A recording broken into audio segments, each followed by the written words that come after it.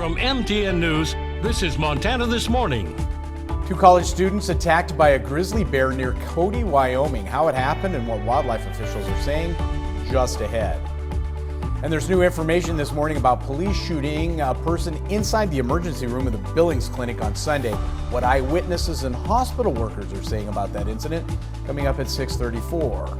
Right now, it's 6:31. Chet Lehman, Matt Elwell with you here. A chilly fall morning here in southwest Montana. It's beautiful. It is. On way to be a gorgeous day, one of the last we're going to have from what you're We've got telling a us. string of 3 or 4 days, and then here we go. We're going to change everything up. It's about time, actually.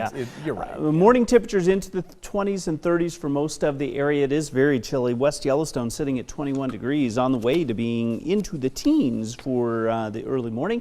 Bozeman ICAM this morning on the MSU campus. It looks like our temperature should top out near 70, full sunshine. It is going to warm up in a hurry today. Not a lot of wind, lots of sunshine. Got a few more days of this. We're going to break down the timing and what to expect as we head toward the weekend. That's coming up in just a few minutes. Make no mistake, I know the timing. You know, younger two's soccer season ended last week. That's now right. We're getting the bad weather. That's right. Now that Matt's no longer out on the soccer pitch. I put that Coincidence? I put that request in early. Coincidence? I think not. Yeah. 6:32 now. 2 Wyoming men lucky to be alive after a gruesome grizzly attack south of Cody, Wyoming on Saturday. That attack landed both men in the hospital, with one being immediately life-flighted to Billings, another transported by ambulance. However, it's a story behind their survival that's the most incredible. TN's Haley Monaco has the details.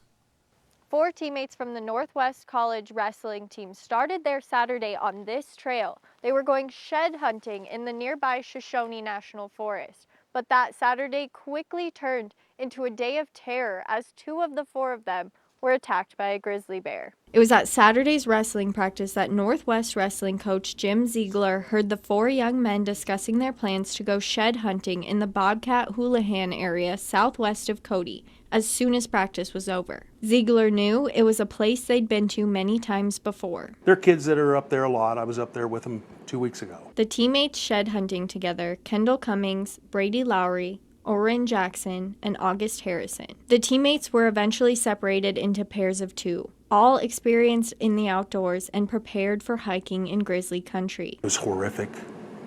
The boys exhibited courage that most people can't even imagine. A grizzly bear appeared without warning and attacked Lowry, and Cummings did the unthinkable, jumping into action to protect his teammate and friend by lunging onto the bear to get it away from Lowry, leading to the bear attacking him as well. They do love each other, and we communicate constantly by group text, and one of the things I always say to them is, thank you for loving each other. So, and it paid. Wyoming Game and Fish Cody Region Supervisor Dan Smith says the young men being attacked is a unique circumstance. There are bears here. As far as encounters with people see them, but we don't have a lot of conflicts where somebody gets hurt. Both men experienced serious injuries and have undergone multiple surgeries since arriving in Billings from Saturday's attack, but are expected to fully recover. All parties involved have decided to wait to speak with us until they can all be together to share their story. They'll have a lifelong bond over this.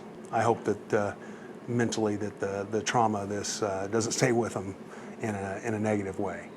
In Wyoming, Haley Monaco, MTN News. And of course, we'll continue to follow that story. Meantime, the man found dead in a Butte home that was the scene of a more than 30-hour standoff has been identified by law enforcement. The victim, identified as 36-year-old Milo Milosevic of Butte. Milosevic was found dead in the basement of the home at 519 West Aluminum Thursday evening after a long standoff with police. Cause of death has not been released. Milosevic barricaded himself in the home after members of the Drug Task Force delivered a search warrant there Wednesday about noon. That was last Wednesday. A standoff continued for more than a day before police entered the home Thursday evening, discovered the man dead. Well, new information on an officer-involved shooting Sunday night inside the crowded Billings Clinic emergency room. This left staff and witnesses shaken up. The incident started when a 36-year-old woman threatened to shoot herself. MTN's Kelsey Marison takes us inside the frightening scene. A call came in just after 5 p.m. Sunday evening for a woman with a loaded gun inside the Billings Clinic emergency department. BPD officers responded, but the woman had already shot herself once. She ignored commands to drop her weapon after reaching for her gun again. So one officer had to fire a shot, striking her, but ending the threat. You never know what to do in a situation like that. And it's crazy to me that, he or she, even was able to bring a gun in there. Brittany Miller and her mom were two of about 20 people in the emergency waiting room when Miller suddenly overheard the front desk assistant tell a security guard there was an individual with a loaded gun. When we started hearing the yelling, the cops yelling, the screaming, the 2 shots that were fired, and it was all pretty quick. According to Billings police, 4 officers responded within minutes. Before they reached the ER, the 36-year-old Billings woman fired 1 round into her own torso and dropped the gun. When police got to her, she reached out for the weapon, ignoring police commands, resulting in BPD officer Blaine Lane firing a single round and striking her. Officers secured the firearm and the suspect, who then received medical care for her wounds. They made sure that people were okay and didn't completely, lose their marbles over what was happening. Miller explains that both BPD and Billings Clinic response was amazing, an opinion shared among staff members. Staff had an immediate threat that they had to deal with and then turn around and return immediately to patient care. Jamie Belsky, an emergency physician, says she is blown away by her staff's timely response. One of the reasons staff were able to react so quickly is because of a new security measure the hospital is taking. But anytime you feel unsafe, you can press the button and we'll send out a STAT team that comes running, so security will come to help you. And that's exactly what happened Sunday evening when there was a threat. Staff acted quickly, coupled with BPD's timely response resulted in no staff, patient, or officer injuries. It was terrifying, it was intense, and my sister was like, I will never get that scream out of my head. A terrifying moment, made right by Billings Clinic staff and Billings Police Department. As of now, the woman has not been charged with a crime. In Billings, Kelsey Marison, MTN News.